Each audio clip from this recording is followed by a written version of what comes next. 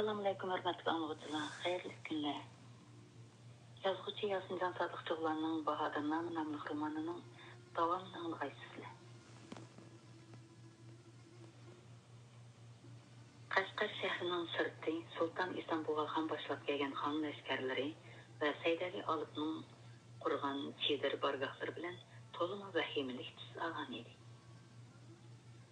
Manyol qışlıqıda ləşkərlərin tərtibə selib bir həftə aram aldırıb alğandan keyin yol boyu heç qanday qarşılıq uçurmay Udul Qashqarga yetib kelgan Yunus xan şəhərdən 3 bərsəx yiroqlıqda özgə qarşı tayyorlanıb turgan rəqiblərinin bargahını görüb biraz odiqdi.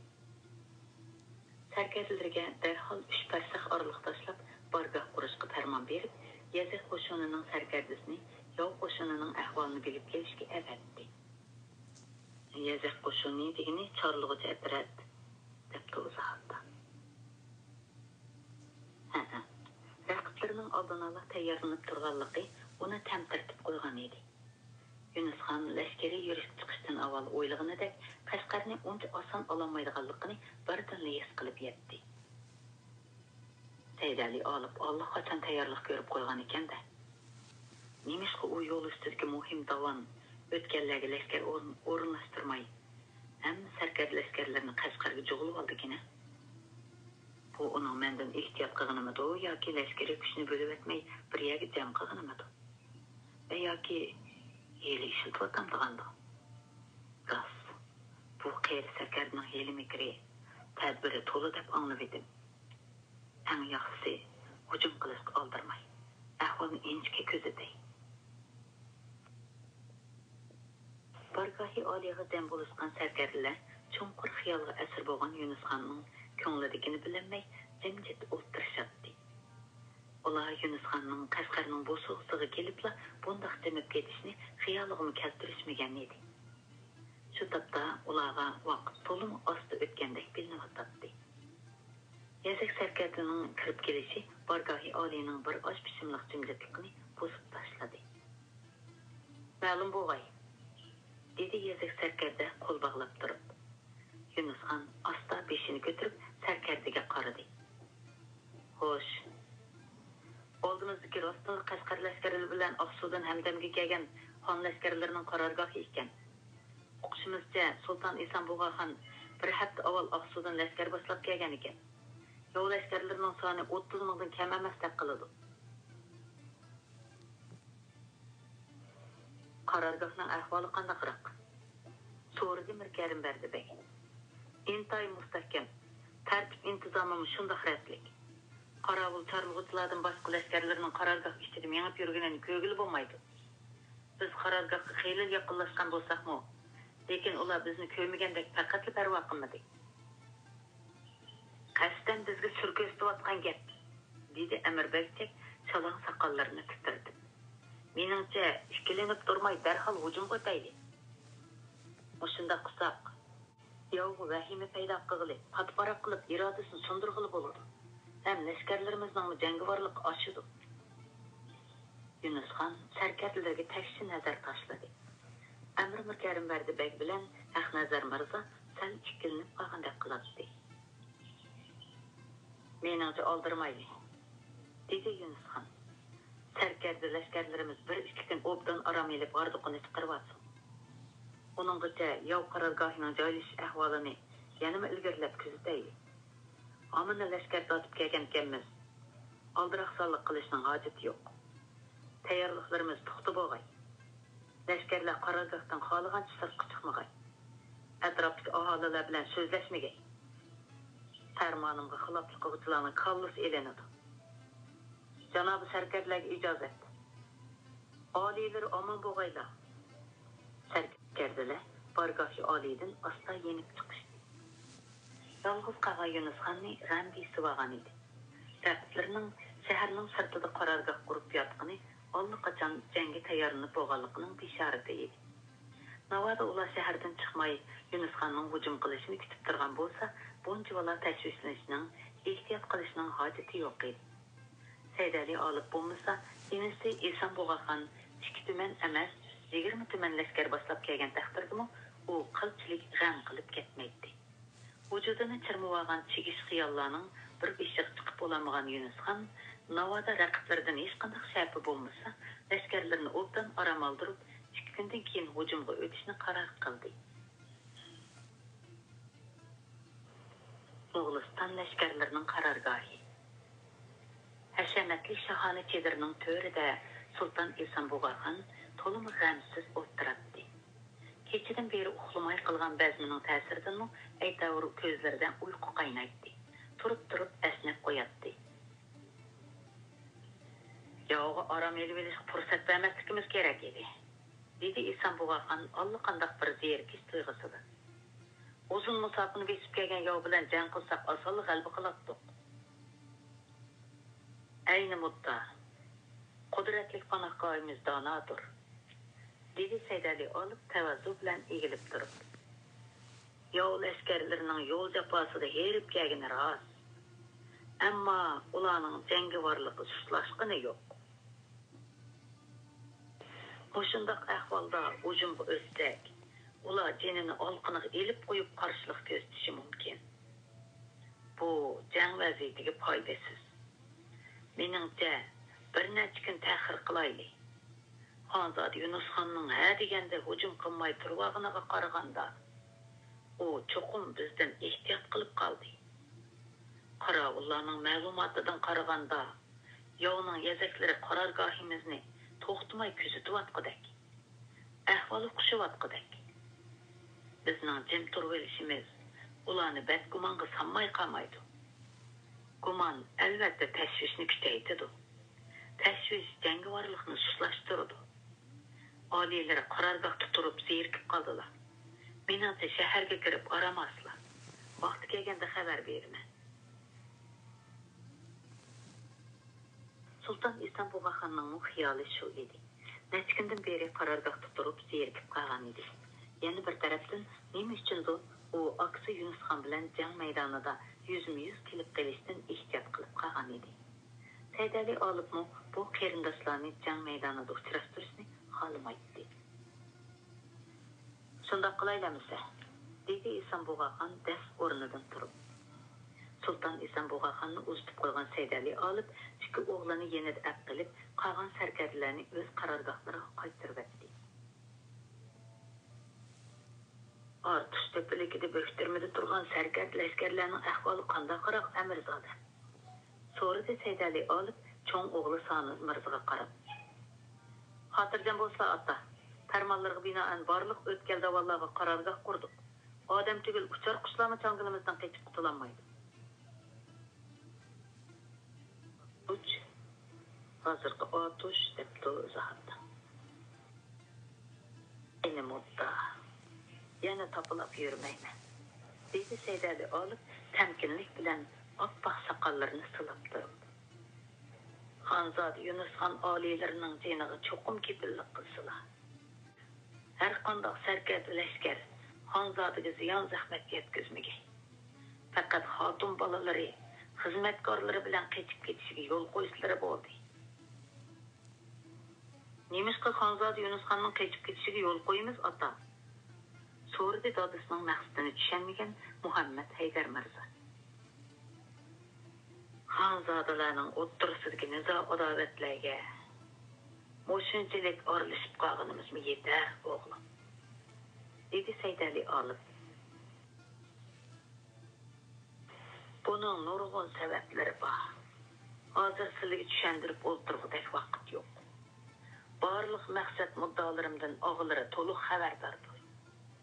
2 yildan beri xeyli tirishchanlik ko'rsatgan bo'lsam-mu, Yunus Xon oliylarining bu lashkariy yurishini to'sishga muvaffaq bo'lolmadi. Ammo u mujannat makon Sulton Uvays Xon oliylarining yurak parisidir. Albatta taxt saltanatda uning haqqi nasibasi bor. Og'ini o'ttirsidagi ziddiyat, o'z adovatni hal qilish bu umrimda mening qo'limdan kelmaydigan o'xshaydi. Faqat vaqtni kayniga surishdan o'zga chora topolmadim. Navoda Xonzoda Yunus Xon oliylarini tutib, Sulton Esanboga Xon oliylarining dargohiga akelsak, xatolik ustiga xatolik o'tkazgan bo'lib qolamiz. Shunlashqa ağayına uçraşmağını əvzəl. Faqat Yunus xanını sərkərdə ləşkərlərdən toluq ayrı vəssəkli boldu. Yunus xan sərkərdə ləşkərlərdən ayrılıb qalsa, yəni 5-10 yılsız bu zamanғы ləşkər tatıb gelişki petinanmaydı. Sultan İslam Buğa xan aliləri mo təxt səltənətdə xatırcəm oldurıverdi. Muhammed Heydər Mirza dadısının məqsədini toluq düşənməyən bolsunmu, artıqca sual sormadı. Navadı Xanzad Yunus xan aliləri arpış arqılıq çekinməsi üçün sordu Sanız Mirza. Xanzad Yunus xan aliləri aşı kəlgən yoludan başqa yolunu bilməydi. Çoxum kəlgən yolu bilən çekinidi. Dedi Seydəli alıb özüge işengen halda. Sılı başqa xiyalları bulmay dərhal yansıla. Sərgərd ləşkərlərə qattıq çekilisile. Ula Yunus xanның yalğız çekinib geçişige yol qoysun. Fərman bərdar mən, dedi Sanız Mirza ornadan turub. Sılı, dedi Seydəli alıb ikinci oğlu Muhammed Heydər Mirza'ya qarab. Can boğan güne sərkərd ləşkərləri bilən Udul Yunus xan qarargahının hərimiga hücum qılsılar.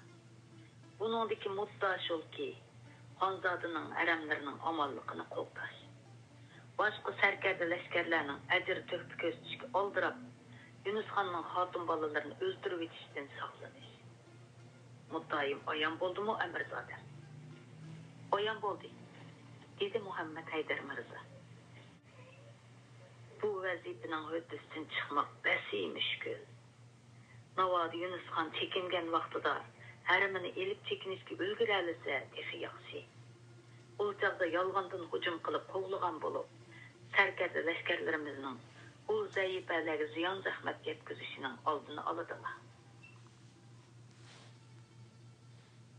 Navadı Yunus xan hərimini elib çekinişki amalsız qalsa, sılı ulanı toluq qoğdaq, hayatığı kepillik kılıdılar. Bu işte kılçılık sevenlik görülmegey, hem vaxtınca başkalardan sır tutulgay. Muddalarını düşendim ata. Əmisi şundak olsun. Vaxtı kelgende Yunus xanның hərimini qırçap qılış vəzifesini siligi tapşırmen. Qalğınını özleri bilirler. Hoş, qaçsıla boludu. Çedirgahida yalğız qalğan Seydəli alıb öz itini tınşap uzaqca cimcit oturdu. Sultan İslam Buğa xan Qashqarga həmdən ləşkər tatıb kəlgəndən beri qaytıdan yanılab tüzgən can tədbirlərini, sərkəri ləşkərlərini orunlaşdırış əhvalını bir qur əsləb çıxdı. O tüzgən tədbirlərinin, körgən hazırlıqlarının cay-cayda boğallıqı işənç qılıb, xeyli xatırcəm boldu. Bolğusu cəngdə qattıq yanılgən Yunus xanның biçarı turqını köz aldığı keltirib, yürüki püssedi etişdi. Kolumdan kelidiğen amallarını qıtmaqdı. Xanzad Yunus xan nəsihətimə təqətlə qulaq sanmadı. Əmdə onun nəsihət qilishinin ornu qalmadı. Əslində sərkərdə ləşkərlərini saxlab qalalırsa, iki qaynatısı aldıdı-mı, amisi Əbu Seyd Mirza aldıdı-mı, muhimi inisi həm rəqibi bolmuş, Sultan İslam Buğa xan aliləri aldıdı-mı, özüge yaxşı idi. Keyinki istiqbalığımı təsir etməkdi. Minişqa, o Türkistan hududluğu şükür qanaat qılmaydıqandı. Əgər Türkistan təsərrüfünü kiçik görgən bolsa, qoludaki aşı 20 min ləşkər bilən ətrafıdaki başqa xanlıqlarını istila qısmı bolatdı. Şunda qalğan bolsa, bizmi həmdəmdə bolup köməkləşətdik emas. Moğolistan təxtigahıdan başqa təxtigahlardan oldurup devran sürgülü bolatdı. Əbu Seyd Mirza'nın onu Şirazdan alahide təklif qılıb əkilib, ləşkər, zəmin verib, adım rastımını bolmuş Moğolistan təsərrüfünü qolğa ilişqi dəvət qilishidiki məqsidi. Öz təsərrüfünü bizdən, Sultan İslam Buğa xan alilərinin təhlikisindən halas qilish ekanligini bilməm degin, hə? Əbu Seyd Mirza neymi degen qu, hə? Bacısı Abdullah Mirza'dan qaynatısının təxt səltənətini tartib eliş üçün dəst qıpcaq özbeklərini Səmərqandga başlap gelişdən ayanmadı. Ularning Səmərqandni bolab qalışığı yol qoydu.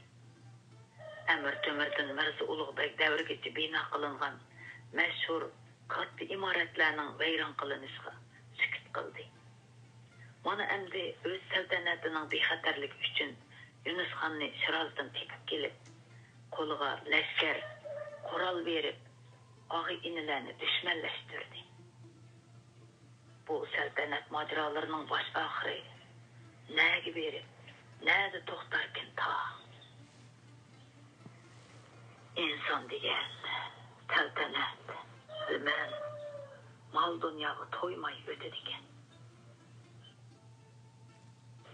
Болмаса, мәйлі сұлтан, мәйлі авам болсын, ақырғы есапта барар жайы янылы 4 қадам қара топырақ.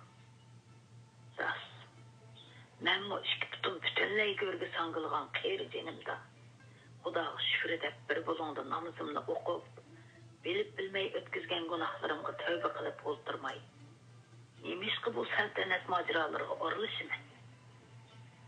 Әтөгін ішеді болудыған дәшсепліктеңді, нұрғылыған егітлерінің беші тенеден жұда болса, нұрғылыған мәзлумла тұл, балыла етім болса, бұның вабалы кімге болыр? Aşı təxt səltənət dalaşqan ağı inələrgə mu, yağı aşı cəngi başçılıq qılğan məndək ölümtük qeyrığım. Cahan uruş xavğalardan xali bolğan zamanlarına kelər. Mümkün emas. Dünyada xan padişahlalı boladı ikən, uruş xavğa tügüməydi. Ulanın katta orada saraylardaki altın taxtlarda hatırcam olturuşu, parağatlik yaşışı üçün nurgunluğun mərd əzmətlə cennetin cüda boludu. Zimin qıp-qızıl kan bilen boyuludu. Döv-döv cesetlə bu ziminға oğut boludu.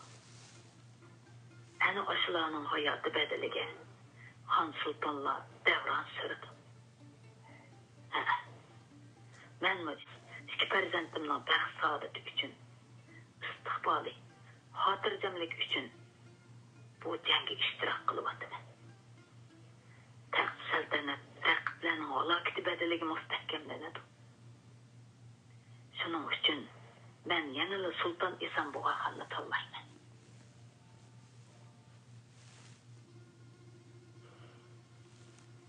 O olturğan təxt səltənətinin müstəhkəm buluşu üçün kan töküşkə razımən. Pərverdigarım, özün adılsən, özün həqiqət iyisən, ötküzgən günahı kəbirlərimlə məğfirət qalaysan, şəfqətlik inayətinə sığınımən. 2 gün cimcitli ötüp getdi.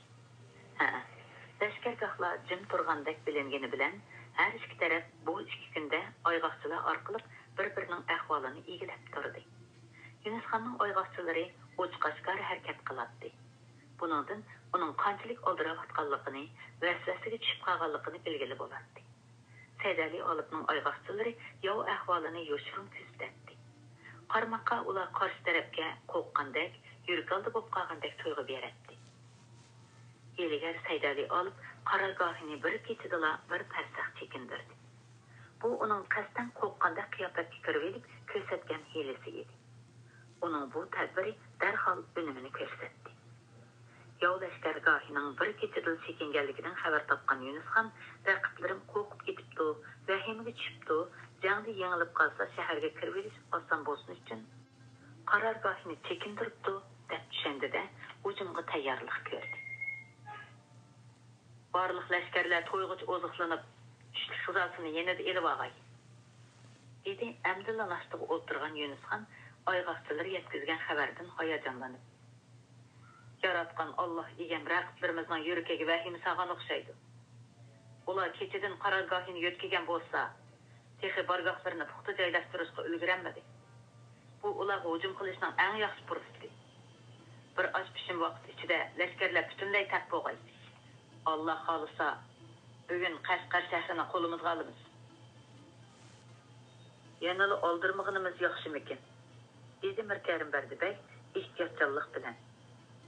Yo'q, nimishqa bir kechada qarorgohini chekindirdi. Yazaklarimiz yana bir tahqiqlab kelgan bo'lsa. Kelimi 2-3 kunda meri yazaklar to'liq atrab ketdi. Dedi Amir Bagchak Mirkarim Berdibekning so'zini bo'lib. Endi yana saqlaversak paytni o'tkazib etimiz. Yo'qning xo'riki o'sib ketadi. Mirkarim Berdibek Yunusxonga loppida qarab oldi. So'zlarining ancha e'tiborga ilinmaganini his qilib jim bo'ldi. Bas, endi fursat kutavermaydi, dedi Yunusxon keskinlik bilan. Yoshlik jasorati urg'ib turgan Yunusxon ortiqcha saqlashga taqat qilolmaydi. Saydali oltining kutganimi dal mushu edi. Shu topda uning ozg'ina lashkarlari yolg'ondan qarorgoh qurayotgan qiyofatga kirib olgan bo'lib, ko'p qism lashkarlari aplik yer sharoitidan foydalanib, bo'ktirmada turayotdi. To'liq ishonchga to'lgan Yunusxon ehtiyot qilishni unutib, kuchli hujum orqali bir qitimdali yovni terib-peran qilish uchun otliq lashkarlarni ilg'or ham chapavul, komandos ham piyodalarni himoya qilib jang sepi tuzgan edi. Kuzatish munarida Yunusxon lashkarlarining sap tuzilishini kuzatib turgan Saydali olib, hayojonini bosolmay o'z-o'ziga shivirladi. Parvardigor, himmatingga mang tasanna. Men texi Yunusxonni jang tadbirlari xiyelili pishqon deb yuqori mo'ljallatdiman. Aslida u xiyelili xomkan emasmi? Ancha kim ishlatgan hiylamga ishonib, hayojonini bosolmay bütün sap bo'yicha hujumga o'tganini qaramamdigan. Nima degan qoramliq bu? Rost. Yunusxon bu chaqda biror qitim jang ko'rib baxmagan tursa, madrasa o'quvlarda o'rgangan jang tadbirlariga tayinadi-da albatta. Uning yanadagi Mirkarim Berdibek, Ahbar Mirzo, Amir Bagchaklardagi sarkarlari mushavarlik qilib yo'l ko'rsatmaganmidi u yoki maslahat bersin anlamaganmidi? Ularning maslahatiga ko'nmagan bo'lsa, mening maktub yo'llab qilgan nasihatlarimga quloq solmaganidan ajablanmasammi bo'g'idek. Uning enasidan Mo'g'uliston taxtini so'yib olish havasi haqiqatan kuchli. Otliq lashkarlari bilan olam jahonni chang to'zonga bostirib kelayotgan Yunusxon bargoh qasholarini o'ngshashga kirishayotgan yov lashkarlarini ko'rib, buning yeli ekanligiga qilchilik gumonlanmadi.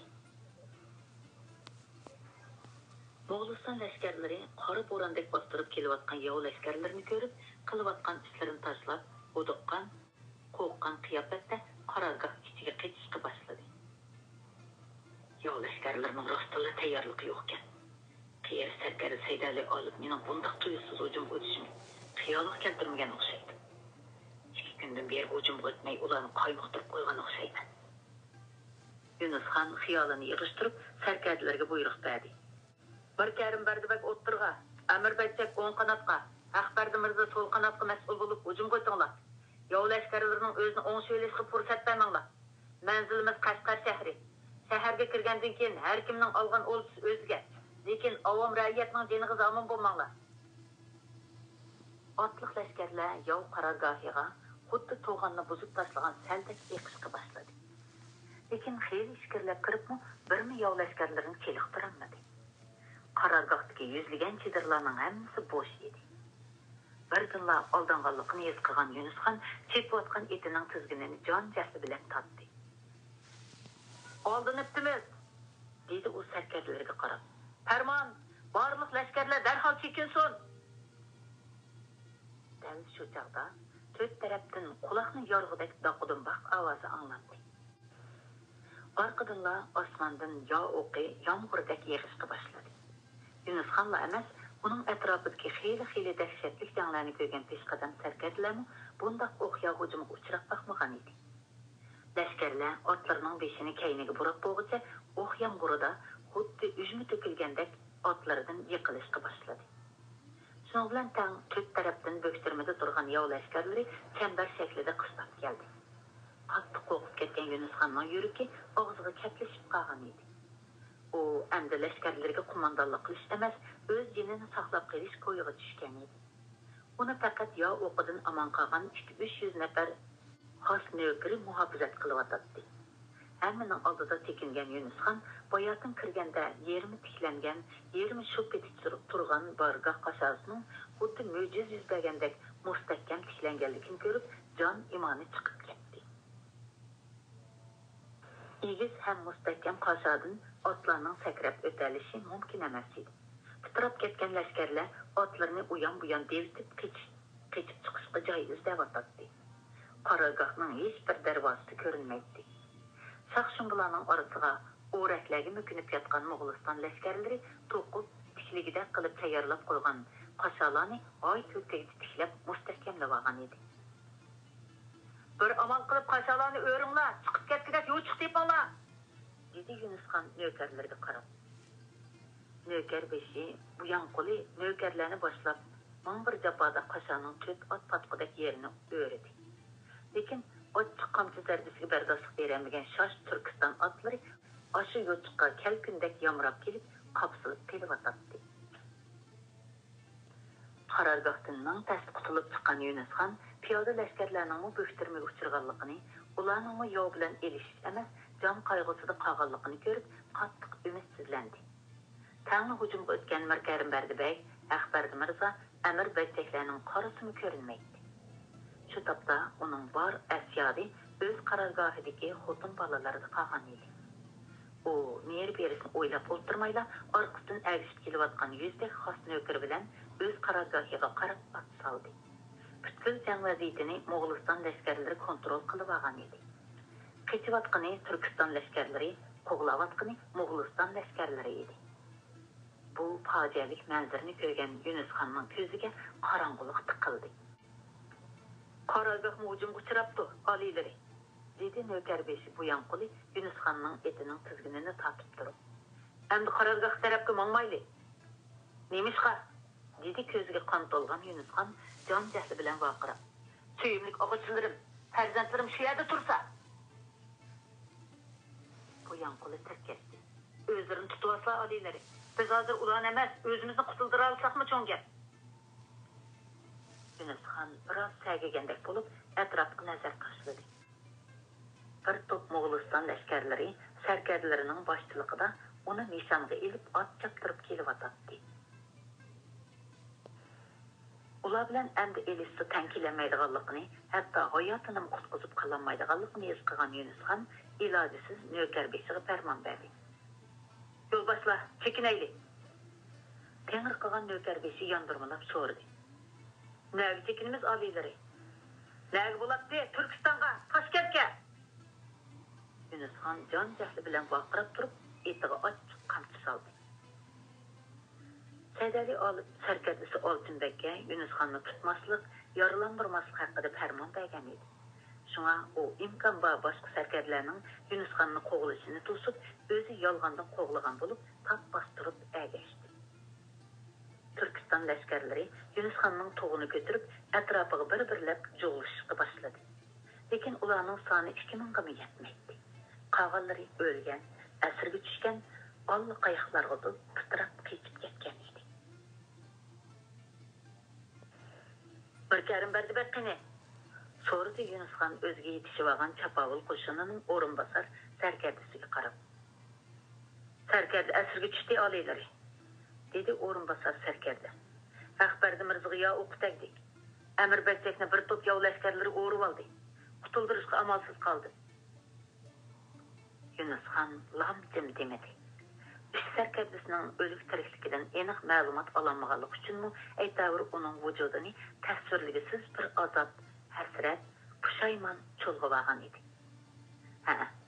U yengilganligiga, lashkarlarning boshsiz, sarkardisiz qolganligiga shaksiz ishongan edi. O'lim vahimasidan qutulish umidida etiga jon jahli bilan qamchi sog'ini bilan ikki ko'zi kaynida raqiblariga tutqun bo'lgan xotin bolalarida qolgan edi.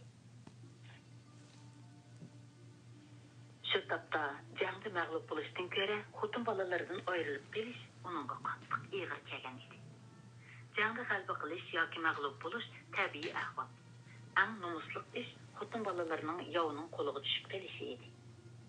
Shu daqiqada Yunusxon etining beshini şaqqıda keynege burab, qoğlap kelgan yov lashkarlarga asirga tushmoqchi, men bo'lsa xotin bolalari bilan tang bo'lmoqchimi bo'ldi. Lekin enisi Isanbug'axonni ko'z oldiga keltirib, bu niyatidan darhol yaltaydi. Asirga tushsa, enisining o'zini xotin bolalarini o'ldirmaydiganligi uningga ayon edi. Ammo enisining qo'lidan sog'-salomat qutulib ketamaydiganligini, Turkistonga ketamaydiganligini, bir umr enisining yanida nazarbandda yashaydiganligini his qilib yetgan edi. Yunusxoncha bo'lganda hayotini, xotin bolalarini saqlab qilish badaliga nazarbandda turib, enisining saltanat surganligini ko'rib yashagandan o'lim ming hassa afzal edi. Shuning uchun u etiga qon silvatdi. Shu daqiqada g'oyibdan kelgan bir tal o'qning tuyuqsiz jinini elishni muxolif qilgan edi. Chunki bundaq o'lim qechib qutulgandan ming a'lo edi. Buningda qosh taqdirning azob hasratlaridan biroqli qutulg'ili bo'ladi. Jon bo'lsa jahon, osh bo'lsa qozon deb ekan. Hayotdan nimanch oldirab umidimni o'ziman. Ölmegen jonda umid bor deydigan gapmi bor emasmi? Avval qo'g'lab kelgan yovning changilidan qutulib, Turkistonga sog'-salomat berib olishning amonini qilay. Isanbug'axon nimali bo'lmasa mening qarindishim. Enim qarab turib yangilarini, jiyanlarini xorlamas, o'ltirmas. Buningga balkim Saydali olibmi yo'l qo'ymas. Tangrim. Bu xeri tulkining damir ajab tushdimi? Hech bo'lmasa yüz maydon jang qilib yengilib qolgan bo'lsam-mu armonim yo'q edi. O'zimdan o'tdi. Ularning yolg'ondan qarorgohga o'tganiga ishinib, hujum qilishga oldirab qoldim. Mirkarim Bardibagning gapiga kirib, hujum qilishga, Qashqar shahriga bostirib kirishga oldirmagan bo'lsam, mag'lub bo'lsam, bunchalar sat mag'lub bo'lmas edim. Qani Turkistondan dabdaba bilan boshlab kelgan shunchalar lashkar. Shuncha yil qilgan tayyorligim bir qitimliq jangga yaramadi. Shundan qaraganda Parvardigorim buyuk Mo'g'ulistonning toji taxtini menga ravo ko'rmagan o'xshamamdi. Bu umrimda marhum jannat maqom padari buzrukning taxtida o'tirish nasib bo'lmasmi zoti? Tap bostirib qo'g'lab kelayotgan Mo'g'uliston sarkarda lashkarlari nima uchundir to'xtab qolgan edi. Yunusxon ularning to'xtab qolganini ko'rib, bir tunda tengirqidi. Ular nima bo'lgandi? Nima uchun qo'g'lashdan yoltib qoldi-ki-na? Yo'q, lashkarlarim. Mumkin emas. Ular allaqachon bitirib ketdi. O'lganlari asla tirilmaydi. Ular shu qo'g'lishidan menga yetishamasligi mumkin emas. Tankilanmasligi texmi mumkin emas. Menga agishib ketib kelayotgan bechora lashkarlarimning qo'g'lab kelayotgan yov lashkarlari bilan jang qildik, dag'di yo'q. Shu topda ular faqat menga agishib qochsalar omon qolamiz deb o'ylaydi. Yoki Saydali olib sarkarlarga qo'g'lamaslikqa farmon berdimikin? Yo'q, hargiz mumkin emas. Shunchalar lashkarlarimni rahimsizlatib qirib u amir hargiz undaq farmon bermaydi. Immassiz enim Isanbug'axonning undaq farmon berishi texmi mumkin emas. Qechib ketayotgan Yunusxonning kallasini qodirmash xiyollar chirmab olgan edi. U o'ziga yondashib kelayotgan hamrohlarga faqatli qaramaydi. Mag'lubiyatdan paydo bo'lgan nomus tuyg'ulari uning xonlarga xos surhaybisini butunlay sundirib o'tgan edi. Shu topda u oshqinini, g'arg'inini bilmaydi. Ortish tepiligida yangragan dahshatli nag'risunay ovozi Yunusxonni yana bir qitim qattiq cho'chitdi. U shaqqida beshini ko'tarib atrofga alanglab qaradi. Boyatin beri xiyol bilan bo'lib ketib, yer sharoitiga diqqat qilmagan edi. Ikki tarafi ko'kka bo'y so'zgan taqir tog', Yunusxon agishib kelayotgan ozg'in lashkarlar bilan oshu tog' orasidagi jirozi edi. Tog'ning yonbag'ri, jironing ichi Mo'g'uliston lashkarlari bilan to'lib ketgan edi.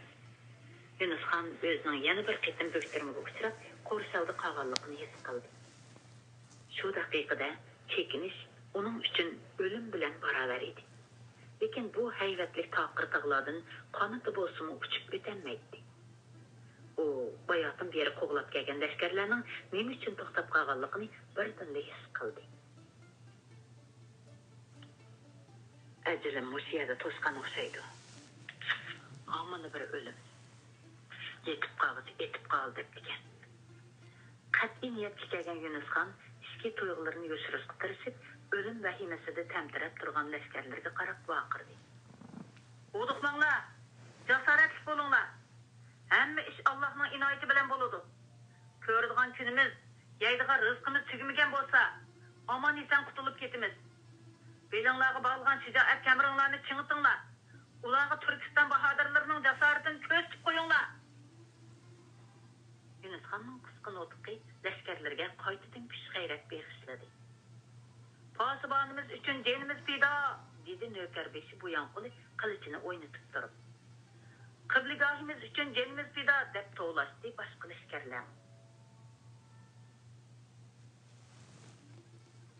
Lashkarlarning g'ayratga kelganligini ko'rgan Yunusxonning vujudidagi tashvish, vahima allaqayoqlarga tarqab ketdi. Shu asnoda ularning oldini to'sib turgan Mo'g'uliston lashkarlarining nag'ri sunaylari bir dilda besiqdida saf oldidan bir sarkarda 50 yaqin nökarni agashtirib, otlarini asta yo'rg'ilatganicha ularga yaqinlashdi. Hujumga tayyorlanib turgan Yunusxon yov sarkardasining o'zi bilan so'zlashmoqchi bo'lganligini his qilib, do'bilg'i savotlarini tuzashtirdi. Ondan nökarbeshi bu yanquliga qaradi. 50 nökarni ilib men bilan yur. Bu yanquli xotirjamsizlanib qolgan edi. Ehtiyot qilayli oliylari. Bu ularning qiltiqi bo'lib qolmasin yana. Atrofimizni yovlashlarlar qatma-qat o'rab turgan tursa, yana nima qiltaq bo'lsin? Xotirjam bo'l. Gapini anglab boqayli. Yunusxon 50 nökari bilan o'z tepidan chiqib oldiga mangdi. Ular 100 qadam orliq qoldirib to'xtashdi.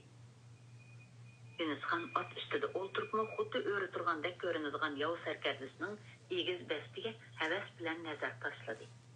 Qapqar burutlari oq pushmuloq chiroyiga xo'pmi yarashgan sarkarda to'limi yosh ko'rinadi. Yunusxon uning chiroyi tunishdek, uni nadudu bir yerda ko'rgandek his qildi, lekin asliyanmadi. Assalomu alaykum. Xonzod Yunusxon oliylariga ehtirom bo'lg'ay, dedi yosh sarkarda ot ustida salom berdi. Yunusxon xiyolini yig'ishtirib, yosh sarkardaning salomini ilik oldi. Va alaykum assalom. Bu naning qaysi qavmning qoidasi oliylari? Shuncha yiroq yerdan hasham tortib kelib, bir necha vaqt mehmon bo'lmaydi, oldirab denab qaytandilar. Qashqar xalqining mehmon do'stligini bilmaydigan o'xshamamdilar.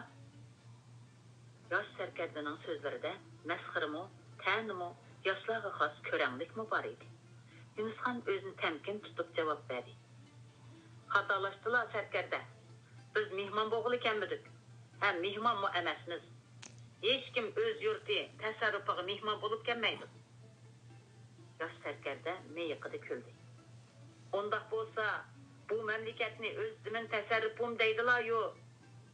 Acaba yog'i boshlab kelganliklarini qandoq tushunsak bo'lar? Sizlar bilmamdilar yoki qasddan tadalliq qilyotgandilar sarkarda. O'z toji taxtini birovlarga toptirib qo'yib, bir siyoqida vatanidan haydalgan, o'zga ellarda lomakonlikqa mahkum bo'lgan bir taxt sohibi qandoqsiga qo'lidan berib qo'ygan tasarrufiga mehmon sifatida qadam keltiralisin? Toji taxtimizni chiroyliqcha ololmagan ekan, so'yib olmoq maqsadida yog'i boshlab kelmak albatta joizdir. Buni aybga buyrug'ila ham bo'lmas. Xo'sh, o'zlari kim bo'ladilar? Bu davonda shuncha lashkar bilan oldimda to'smoqlarning boisi nima ekan? Shuni bilib qolsalar, men sarkar lashkarlarimdan emas, mol dunyolarimdan ayrilganman. Ilkimda sizga bergidek hech nimam yo'q. Yosh sarkarda qoqoqlab kulib ketdi. Xonzod oliylar xato tushunib qoldilar. Men qandaqdir yo'l to'sar qaroqchi emasman. Adolatli Sultan Esonbog'xon oliylarining zamonida Mo'g'uliston tasarrufida yo'l to'sar qaroqchilarga zinhor o'rin yo'qdir. Bilib qolsalar, bizlar kim buyuk Mo'g'uliston taxt egisi bo'lmish Sultan Esonbog'xon oliylarining bahodir sarkardasi Amrul Umara Saydali Olib hazratlarining cho'ng amirzodasi Soniz Mirza bo'lurmiz. Yunusxon darhol esiga oldi. Aslida o Saydali Olibning cho'ng amirzodasi ekanda. Uni bir yerda ko'rganda qilganim birovga o'xshatqanim bekor emas ekan. Uning chiroyli emas. O'y bastimi dadasining yoshlik vaqtiga nima degan o'xshagan. Yunusxon Turpanda o'tgan bolalik davrida Saydali Olibning har doim o'zini erkilatib, bo'yniga mindirib olganligini, jangbozlik mahoratidan ta'lim berdiganligini esiga oldi. Nima degan g'amsiz, baxtli chog'lar edi u. Ana o'sha suyimli ustozi, sir yurak bahodir, keyingi vaqtlarda uni rahimsizlik bilan toji taxtdan mahrum qildi. Adolatsizlik bilan qaror chiqarib, uning o'rniga enisini taxtda o'tirg'izdi. Yüzsizlik bilan vatanidan qo'g'livatdi. Mana bugunmi yana bir qitim qattiq mag'lubiyatga uchirtib, asli vaslidan ayirib, jonni elib qochishga majbur qildi. Hozir bo'lsa, uning o'g'li ajal qilichini yalang'ochlab oldini to'sib turmoqda. Bu taqdirning yozmishimidir. Uning baxt istiqbolini vayron qilish Saydali olib buyurilganmidi? Uning hayot mamatini Saydali olibning pushti belgilarmi? Yo'q. Hamma ish Allohning ilkidan. Bandining qo'lidan kelmaydi. Yaratgan egam, o'zingga sig'inaman. Himmat inoyating cheksizdir. 6-silar Xonzoda. Qashqarga billi qaytayli. Şol tapda jamallarga Adolatpanoh Sultan Esanboga xon oliylari to'limi intizordir. Yunusxon xiyoldan asta bosh ko'tardi. Sanız mirdiga mag'rurlik bilan nazar tashladi. Men degan buyuk to'g'liq temirning pushtiman. Yana kelib bir elning sultoniman. Şol tapda toji taxtimdan, sarkarda lashkarlarimdan, shoni shavkatimdan ayrilib qolgan bo'lsam-mu, sizlardek odatdagi bir sarkardining oldida otdan tushishim mumkin emas. Balalar xiyollardan voz kechsizlar sarkarda. Zodi maqsadimga yetaman deydikanlar. Meni faqat birla narsa otdan tushiralaydi. Yunusxonning qo'rqimsizligiga, xon sultonlarga xos haybasiga, mard o'g'lonlarga xos jasoratiga qoyil bo'lgan Sanız Mirza qiziqib so'radi. Olilarni otdan tushirishga qodir bo'lgan ul narsa nima ekan? Yunusxon mardonlik bilan javob berdi. Qo'llaridagi ovi qilich, uni ravrus tutishga maqdirlar bormi sarkarda? Sanız Mirza lom demedi. Shu topda u dadasining farmoni bo'yicha Yunusxonni omon eson o'tkazib etib, agashtirib kelgan lashkarlarni qanday qilib tutib qilish haqida boshqa turvatdi. Sanız Mirzaning javob bermagani Yunusxon uni qo'rqitib tasdiqladi. Qo'rsani yo o'lim, yo ko'rim jang qilib bo'sib chiqib ketishga bel bog'ladi. Lashkarlarga farmonimni yetkiz. Qo'rsani bo'sib ketaylik. Dedi Yunusxon yanada o'sharlik bilan turgan navkarbeshi bu yon qo'lga qarab. Bu yon qo'li orqasidagi lashkarlarga farmonni yetkazib bo'lg'icha Yunusxon qilichini shartta so'rib oldi-da, etini zart bilan devitdi. Bu yon qo'li bilan 50 nafar navkar Yunusxonni qo'g'dash uchun darhol etiga qattiq soldi. Ularning hujumga o'tganini ko'rib, lashkarlarmi etiga qattiq soldi. Sanız Mirzaning kutganimi dal mushi edi. U agashtirib kelgan navkarlar bilan g'och ikki yonga bo'linib, jon jahli bilan bostirib kelgan Yunusxonga yo'l berdi. Yunusxon buningdan biroz xayrilik his qilgan bo'lsa-mu, ortiqcha o'ylanib o'ltirmadi. Shu turqida bu ishning sababini aniqligidek ko'rsatma yo'q edi. Uning oldi tarafdagi yo'lni to'sib turgan yuzlagan Mo'g'uliston lashkarlari xuddi sarkardasi Sanız Mirzaga o'xshash ikki tarafga bo'linib, hujum qilib kelayotgan Yunusxonga yo'l berdi. Tenini olqiniga ip qo'yib, qilich yalang'ochlab, oyat mamatlik jangga yuzlangan Yunusxon kutilmagan bu mo'jizadan hayron qoldi. Qo'rshovdan tutqunsiz, omon eson chiqib ketganga xush bo'lib, etiga rahimsizlik bilan qamchi soldi. Shu topda u orqasidan agishib kelgan 2000 ga yaqin sarvoz lashkarlarining Sanız Mirza tarafidan butunlay to'sib ilinganligidan bexabar edi. Yunusxon shu qochqinicha qorong'i tushganda ondan to'xtadi. Tog' yo'li xatarlik, uning ustiga yo'l boshlig'ichi bo'lmag'achqa bir kecha tunashga majbur bo'ldi. Tong otganda qo'rshovdan birga bosib chiqqan 50 nafar navkardan boshqa bir lashkarning yetib kelmaganidan bakmo mayislandi. Lashkarlarning qo'rshovni bosib chiqmaganligini jazmlashtirgandan keyin yo'lini davomlashtirdi. Qashqarga yurish qilganda instin yo'qtirgan ming yo'l, qorong'uliq, o'tsalar, chig'in osh, terak tavan qatorliq o'tganlarda mana endi xuddi yerdan unib chiqqandekla Mo'g'uliston lashkarlarining qarorgohlari paydo bo'lib qolgan edi. Yunusxon bu o'tganlardan qisqili jang qilib o'tib ketdi. Uning oldini to'sgan yov sarkarlari Yunusxonni qo'g'dab kelayotgan navkarlar bilan jang qilib, Yunusxon bilan faqatli kori bo'lmaydi. Jangda Yunusxon bilan do'qurishib qolsin, hujum qilmay, o'zlarini Yunusxonning qilichidan qochirib, bir chetga chiqib olib yo'l beradi. Shunday qilib, Yunusxon terak tavandan Buyanquli qatorliq 4 navkar bilan o'tadi. U aşı o'tganlardagi yov lashkarlarining nima uchun o'zi bilan kori bo'lmaganligini, navkarlarning oldini to'sib, o'ziga yo'l berganligini faqatla tushunolmadi. U buni texchilar mo'jiza deb hisoblaydi. Saydali olibning bu xatarlik o'tganlarga ishonchli sarkarlarini o'rinlashtirib, ularga qattiq chekilib, dinini omon qo'yganligini faqatla xiyoliga keltirmaydi. Büyük Moğoliston tasarrufining taxt saltanatida hali ham rizqim bor o'xshaydi.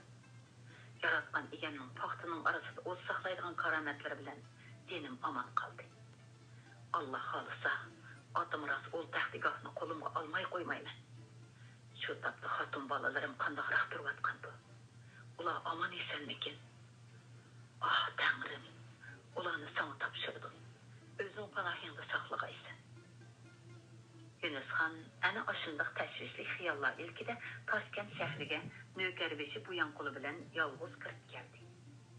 Qattiq yaralangan 3 navkarini Otboshi qal'asidagi tiyubning qishida qoldirib qo'ygan edi. Shu kunlarda Qashqar g'alba tantansiga cho'mgan edi. Masjid, hammom, saroylarning gumbazlarida shodiyona yongan nag'ri sunay sadolari shaharni hech tusiga kirgizib qo'ygan edi.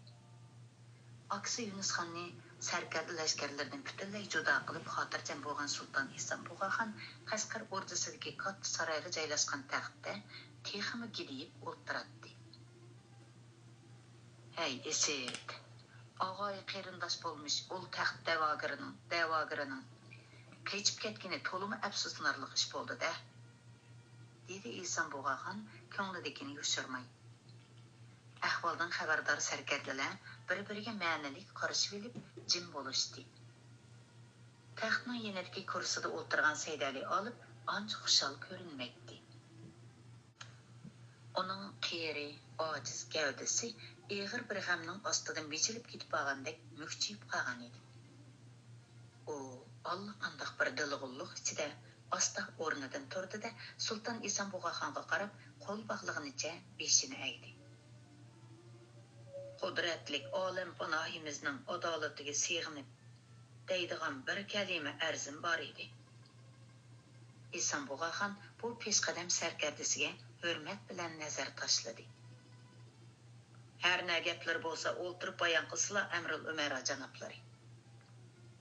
Mushundoq turib so'zlashimga ijozat bergaylar oliylar, dedi Saydali olib. Ijozat, dedi Ihson Bug'axon qeri amirning royiga berib. Qiblagohimning himmatiga tasanno. Hammaga qodir va hikmat egasi bo'lgan muqaddas Tangrining yuksak hikmati bir ishning yuz berishini bir sababning tug'ilishiga qarashlik qilibdi va har maqsadning amalga oshishini bir vosita orqali yana bir sababga bog'liq qilibdi. Tangri ulug'liqning soyasi hisoblanadigan sultonlikning yuqori darajasi insonning yaxshi xislatlaridan 2 xislatga bog'liqdir. Tangri ulug'liqining soyasi hisoblanadigan sultonlikning yuqori darajasi insonning yaxshi xislatlaridan 2 xislatga bog'liqdir.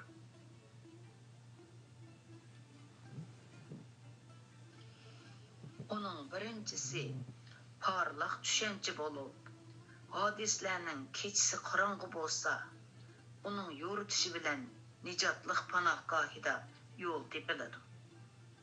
Ikkinchisi to'liq g'ayratga kelish bo'lib, jang va qarma-qarshiliklar avj olganda himmat va jur'at qilish orqali puttirab chidamlıq ko'rsatkili bo'ladi. Janobi on Hazratimning muborak vujudida ul ichki xizlat to'liq jula topgandir.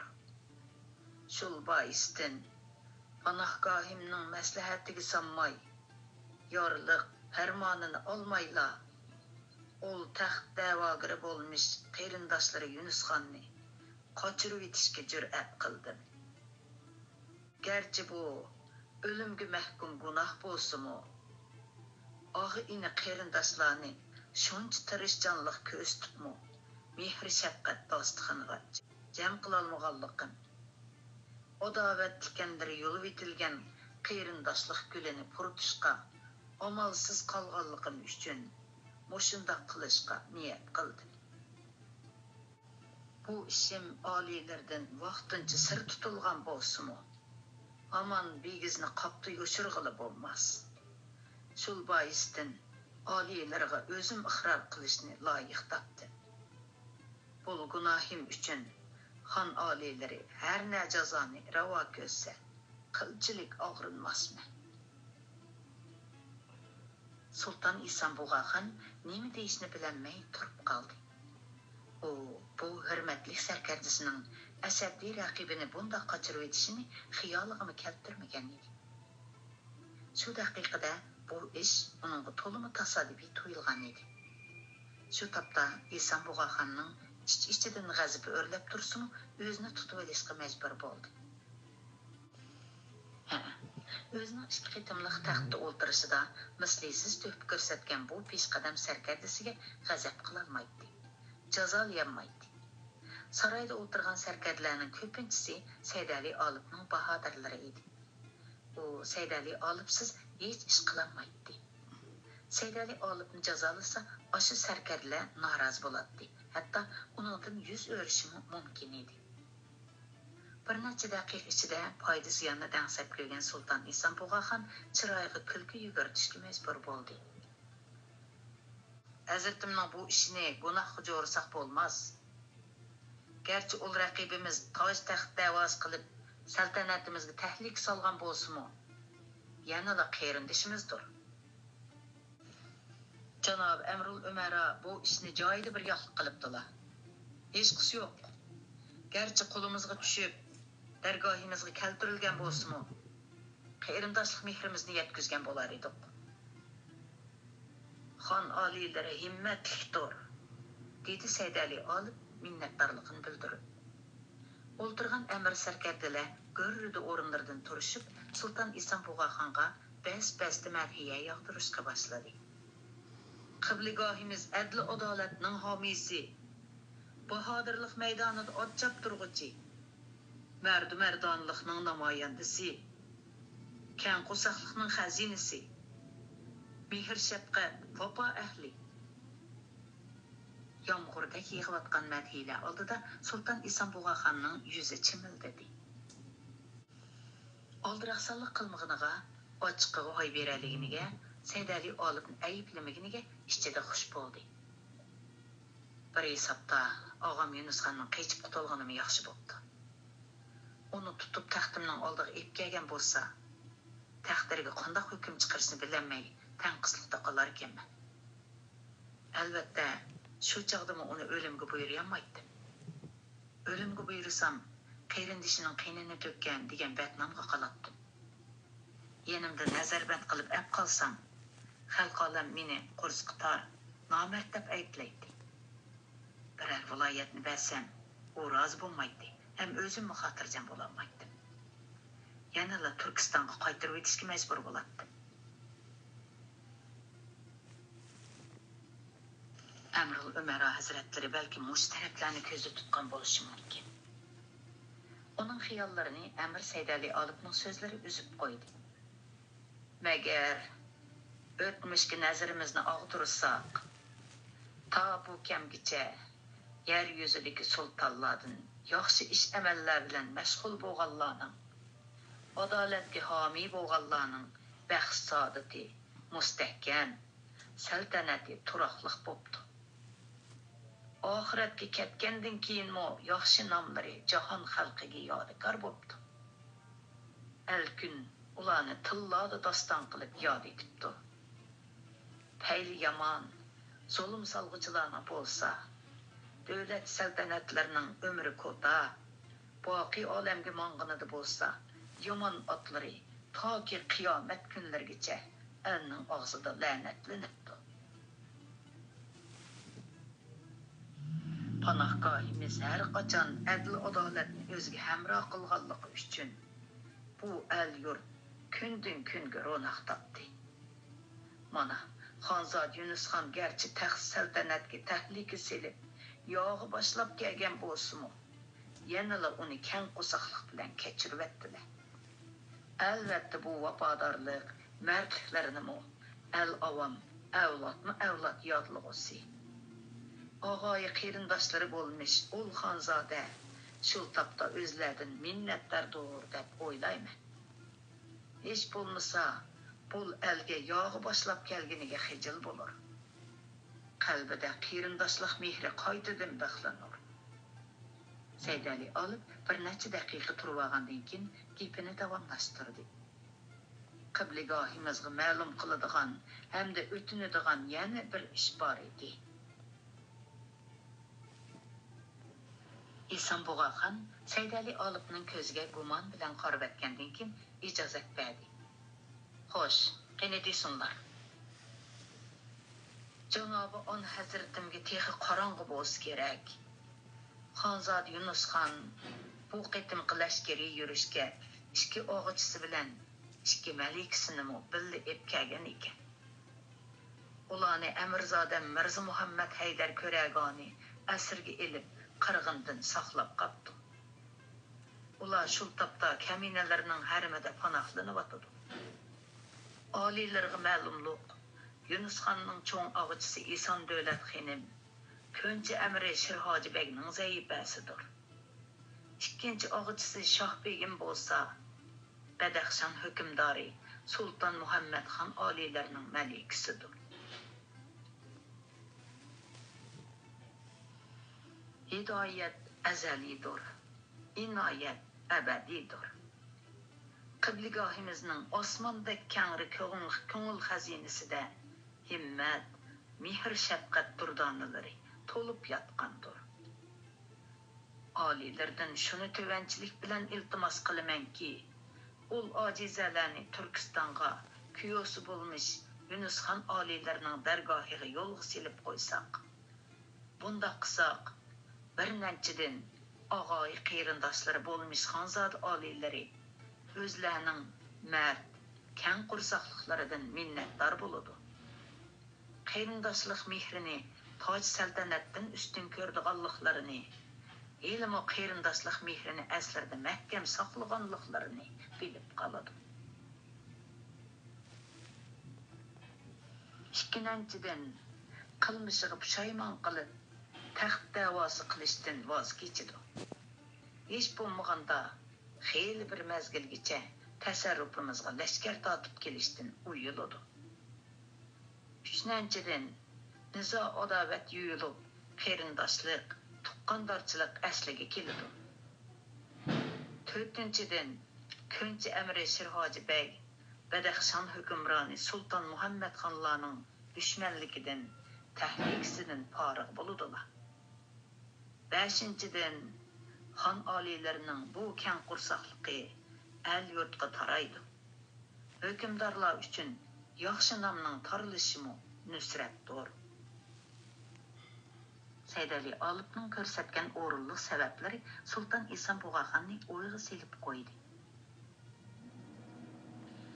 Og'am Yunusxonni qo'yib etgan yerda xotin bolalarini qo'yib etib yo'lga selib qo'yish qanchalik ish edi. Amrul Umara hazratlari rost aytdi. Mushning bilan og'am toj taxtga da'vogar bo'lishdan voz kechsa ajab emas. Shundaqla bo'ldigan bo'lsa, men xatarlik bir raqibdan ado bo'lib, xotirjam bo'lib qolaman. Aytqanlar barhaq, dedi Isanbug'axon. Garchi og'am bilan yuz ko'rsanmagan bo'lsam-mu, yangilarim bilan jiyan qizlarim bor ekan. Mushu bahonada ular bilan ko'rishib ahvol so'rab qo'yay. Chahona dasturxon silib uzitib qo'yay. Aros, Sərkərd lashkarlarimiz qo'riqchilik qilib, ularni Turkiston hududiga yetkazib qo'ysin. Olamcha himmat qildilar oliyalari. Seydali olim qatorliq barliq amir sarkardalar Sultan İsa Buğaxonning bu katta mardligiga yana bir qitim madhiya o'qishdi.